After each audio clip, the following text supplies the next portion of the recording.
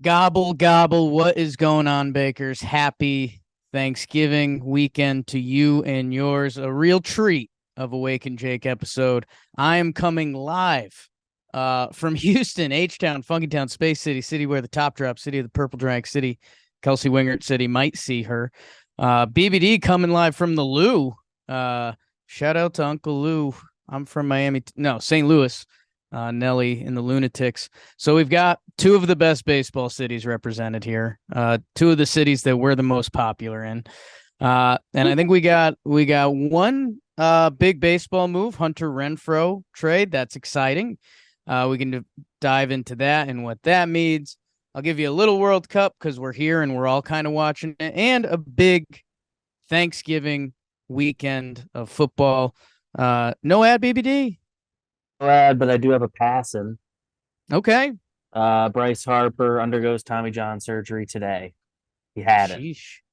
How crazy is that? Going to be interesting to see his timeline next year. I don't want to shoot Phillies down 1 minute into this show, and maybe the ad is brought to you by Blitzball Battle. Go check that Yeah. out. I Um, think I think Shop also at Black Friday. yeah, So just everything. they would love that. Yeah, that's a brutal one. And Phillies, I hate to be rude, but if you had to peg a team that doesn't follow up their World Series run, you're gonna peg the team that has flaws and won 87 regular season games and has their star out for most of next season. Um, Came so in sorry, third with Phillies. him. Yeah. So sorry, Phillies. Hey, maybe he comes back right at the trade deadline, and it's like another acquisition, and the Phillies are rolling next year. But um, for now, the guy that Bryce Harper got compared to for a long time, Michael Trout, gets a new friend in the outfield. Hunter Renfroe comes over from our Milwaukee Brewers in an interesting little okay trade. Hunter Renfroe puts up another Hunter Renfroe season. It's kind of all he knows at this point. Also, tons of jokes to be made about this because Hunter Renfroe and Mike Trout are built like the exact same, even like in their face. It gets kind of weird sometimes. Um, but Hunter Renfroe, he's on the last year of his deal. I think he's going to make close to, I think I saw 10, 11, $12 million, something like that. I saw Buster Olney call it a salary dump for Milwaukee. And in a way, Milwaukee clears their books. Hunter Renfroe, 255, 315, and 807 OPS last year. That's a 126 OPS plus. That's the highest of his career. The year before that with Boston. And think about how many times we give players excuses for changing leagues or changing teams. He balled out the year before with Boston, 31 homers, 29 homers. Even 2 years before that, he was a San Diego Padre, where he hit 33 home runs. So Hunter Renfroe, I don't think anyone has ever called him a locker room cancer of sorts. It just seems like one of those guys that gets put through the gambit of business and cycles of baseball, that he is now going to be on his fifth team in 5 years. He was on the Rays in the 2020 season, Yeah. but it was the short season, so he doesn't. It doesn't become as cool of a trivia question. But if Hunter Renfroe hits 29 plus homers this year, he's going to have hit 29 plus homers for four different teams in 5 years. That's got to be Huh. a record of some sort. Uh, He so he's one of those. Just every year he's kind of. I think it feels like the team's trading him at what they think is a high value, and then he does a little better. They flip him again because he's going to make too much money for the Rays, and the Red Sox thought it was a high value, and then bests that with the Brewers, and they trade him at a high value, and he's going to make a little real money. Just yeah, it's funny. It's weird almost path. like all of his teams are expecting the bottom to fall out a little bit. This guy's a former first round pick, 13th pick. I mean, you're going back a long ways now. But the power's there. He leads the league in like outfield assists every year. Not every year, but well, 2022, 2021, AL and NL, and then once in 2017. So he's got a strong arm. He's just a good righty power bat. I mean, back-to-back years, OPS in the 800s, and he'll bring that over to the Angels. And let's start with them because we actually, on the last episode of Talking Baseball, we ended up getting caught talking about them for a while because they traded for Gio Urshela, they signed Tyler Anderson. their offseason plan is becoming more and more apparent. I'll say this, the one thing that is so glaring with this team, and our guy Jolly Olive was tweeting about it too. You know, the Angels and their pitching stereotype, I think they were a top 10 starting pitcher ERA team last year. Shohei and Sandoval were both really good. They signed Tyler Anderson, who was awesome. You can choose to buy in or not buy into it, but he was awesome last year. And then Reed Detmers, Jose Suarez, you know, young lefties with ERAs that were under 4. So let's see what that turns into for them as they go. Oh, that's a big honking old Houston truck driving by. Hell yes, brother. Go Stros. Making friends out here. But we were looking at the Angels lineup, and the other thing that you need to keep in the back of your mind, Houston is, I mean, you know, a borderline dynasty. If you want to have that debate, sure. We're not going to do it here. Don't want to. I think Shackle hit it best on toeing the slab. You kind of got to have 3, anyways. There is a chunk of this lineup that are guys you like. Trout, Ohtani, sure. Taylor Ward broke out. That's a guy you're obviously going to roll into next season believing in. Now Hunter Renfroe.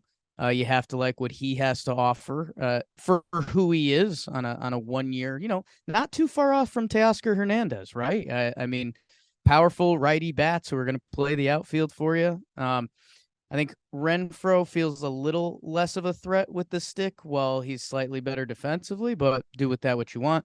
Jared Walsh, kind of a find out year for him after his breakout year. And they had a Gio Urshela, who we talked about how solid he was with Anthony Rendon there, who you know the injury story, but his pass. So that's still what needs to sort out for me. I was looking at Luis Rengifo stats before this. He had a solid year. And he's a young ball player, so they're probably going to roll him out at second base. I'll tell you what, Trev poo-pooed me on it, and I'm going to poo-poo myself on it. This team is missing a shortstop. And I know they said they might play Gio there. I know Gio can play there, but that's not the guy you want playing shortstop for a full season. You want that guy as your third baseman, hit in the bottom of the lineup, and he's going to give you some big games. He's a really nice ball player to have. I don't know if they can get involved on one of the big shortstops. There's shortstops out there to be had. And if you got one of the good ones, this lineup looks good. The rotation looks solid. Again, coming off a decent year and then adding Tyler Anderson, we'll see what it is.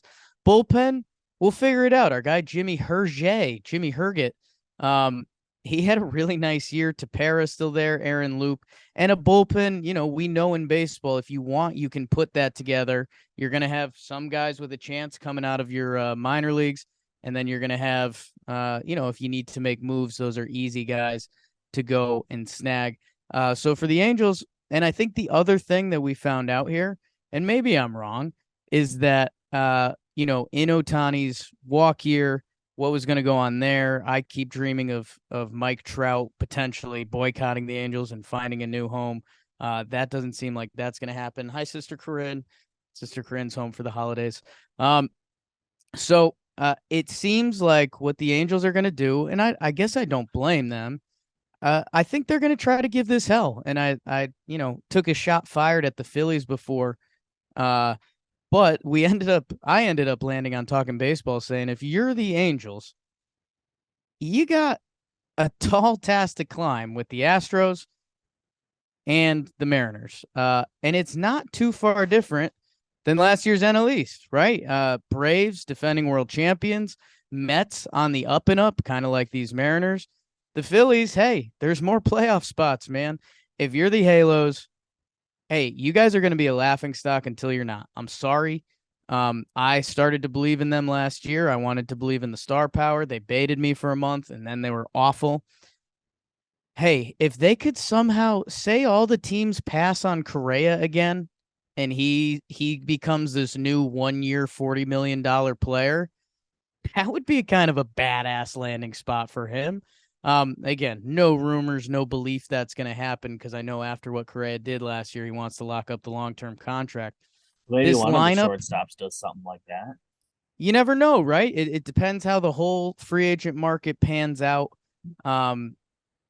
It doesn't seem likely. A lot of those guys seem like they're going to find homes, whether it's at shortstop, Turner and Bogarts have some flexibility position wise. The other guy, I know we're becoming biased to this dude, even though we don't really know him. Logan O'Hoppe. He was the catcher prospect that Yeah. was traded over to the Phillies, I believe in the Brandon Marsh deal. Legit prospect. I think he's friends with Nicky Cass, so that's why we're biased now. I think Jimmy did a breakdown on him back in the day, but he's One of the bigger ones a couple years ago. I forget all the details, but I remember it was a fun one.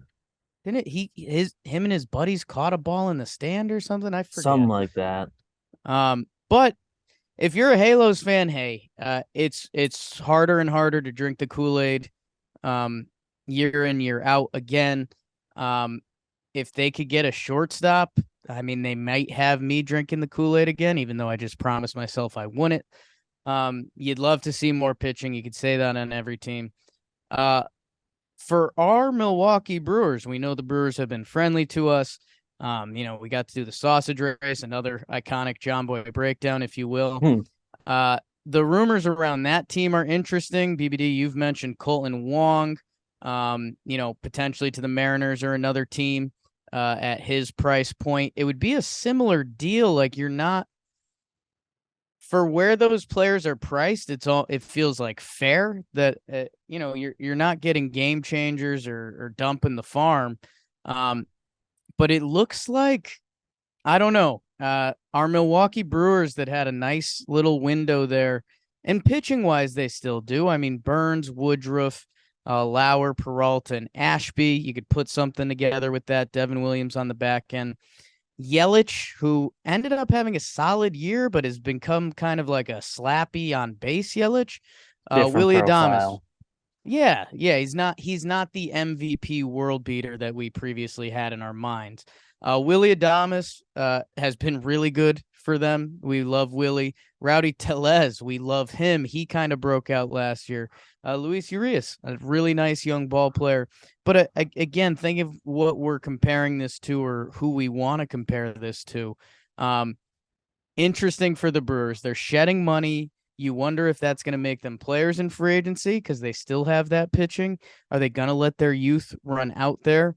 Not a lot of top prospects looking like they're going to attack the big leagues this year. They did call up Garrett Mitchell at the end of last year. So, I mean, between Garrett Mitchell, Urias, Tyrone Taylor is actually 28. So I don't know if you can consider him really a prospect.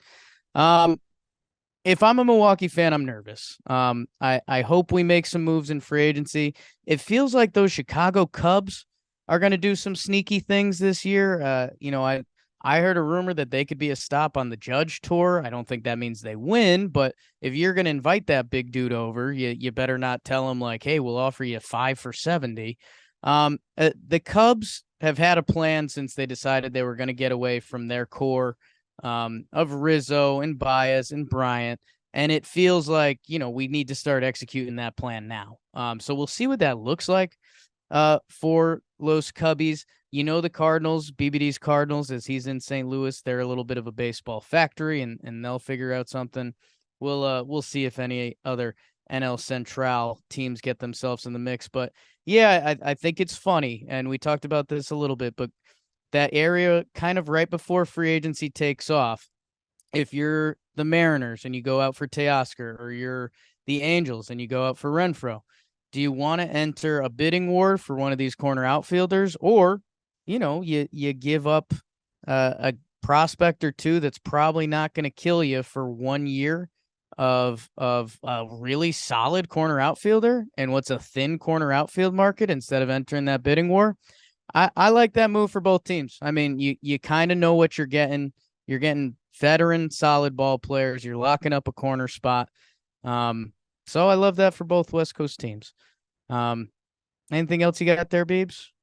I think we're about there.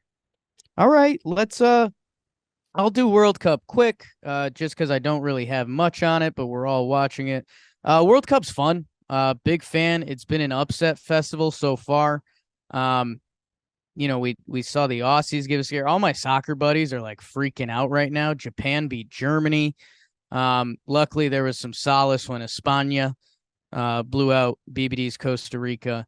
The World Cup's been a blast. Some of the Qatar stuff still stinks.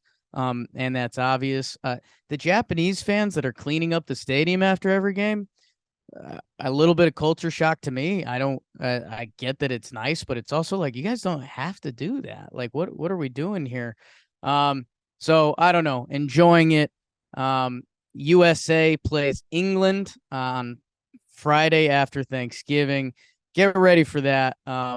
If you're looking for a day, to wonder if I'm ever going to get into soccer, or like if you check in every 2 years, every 4 years to see if you're getting the soccer itch, maybe go to your local watering hole when that game is on, because you'll see the passion that is in some people.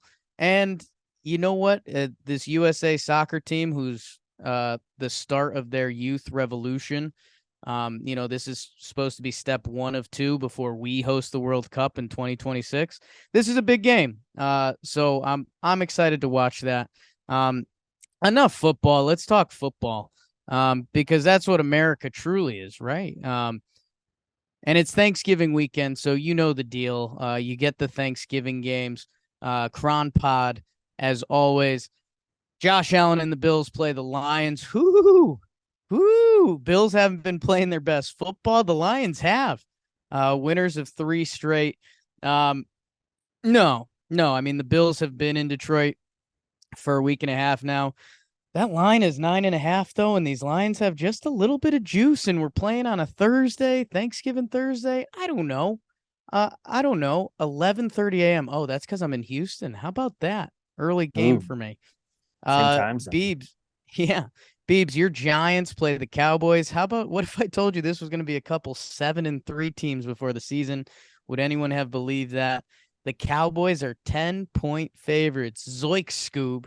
And hey, I hope the Giants give them a game, because if they don't, you do not want to turn into what the Jets have turned into. And the Zach Wilson experience becoming an awful time. BBD, do you have like hopes of winning this game? And there's hopes, and the Giants have, despite last week, it still is a much better team, but they are hurt right now and have had a pretty fortunate schedule up to this point. So it'll be a big test. It does feel like the short week's coming at a really bad time. But well, if you believe in football. if you believe in a hangover game, the Cowboys just beat up on the 8-1 Vikings, so maybe they're tasting themselves on Thanksgiving a little bit. And Really like the Giants to cover. Saquon, if he can put on a special Thanksgiving day for this Giants team, that would be huge. But like we've talked about, this Giants schedule gets a little tougher the rest of the way. They're going to have to steal one somewhere. Why not do it on Turkey Day? 10-point favorite Cowboys. And then the Vikings and the Patriots. The Vikings 8-2, coming off getting wrecked. Kirk Cousins against Belichick in Minnesota. The Patriots have been winning games. They just won the punt return game, the miracle on ice, whatever you want to call that. Patriots have won 3 in a row. 2 of those were the Jets. They've also won 5 out of 6. Lions, Browns, Jets, Colts, Jets. Their loss is to the Bears. So as much as I kind of love a little Patriots Kool-Aid and Snack Jones, man, Vikings. I don't know. They're 2.5-point favorites, and they just got embarrassed at the party. Good litmus test for our guy, tall coach Kevin O'Connell. I know. But man, if this isn't a week to coach the boys up and beat a team that is not as good as you guys, Dalvin Cook, Justin Jefferson, Hawkinson, and Snack Jones and the boys were an error away from losing to the Jets, who just benched their quarterback. So that's supposed to be the best game this Turkey Day. We will see. I wouldn't be, you never count out Belichick and the boys having something up their sleeve. BBD, I hope your Giants have a couple fun plays drawn up that they can make it a game against the boys. I would like that. That would be a real Thanksgiving treat. So that carries over. I told you to watch some USA soccer on Friday. Also, UConn basketball, college basketball season kind of kicking off. Jakey college basketball, we're back.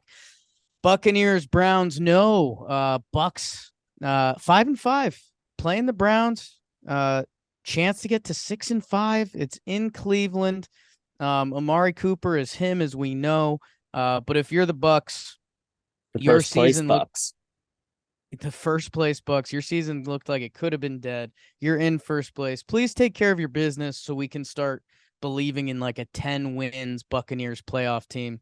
And the BBD rule, don't bet against Tom Brady if you don't have to. Let's get some good Bucks juju going. Titans Bengals. Hello. Bryce Hello, Harper dear. update. They're saying mid-May is the goal. Mid-May?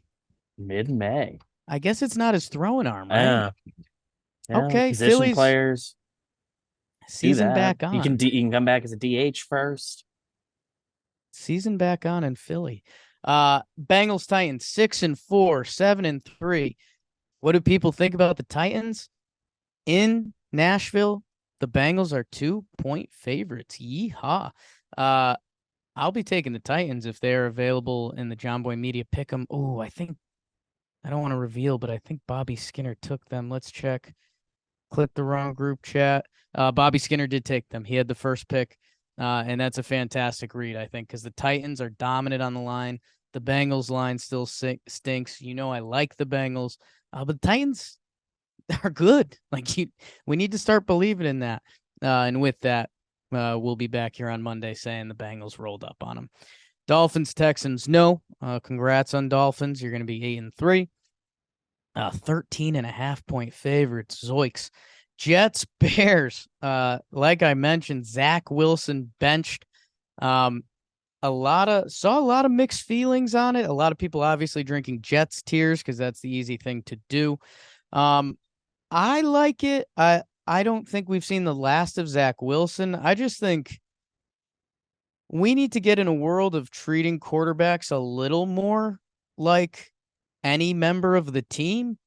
And if you're Zach Wilson, yeah, man, you got options if you're the Jets between White and Flacco.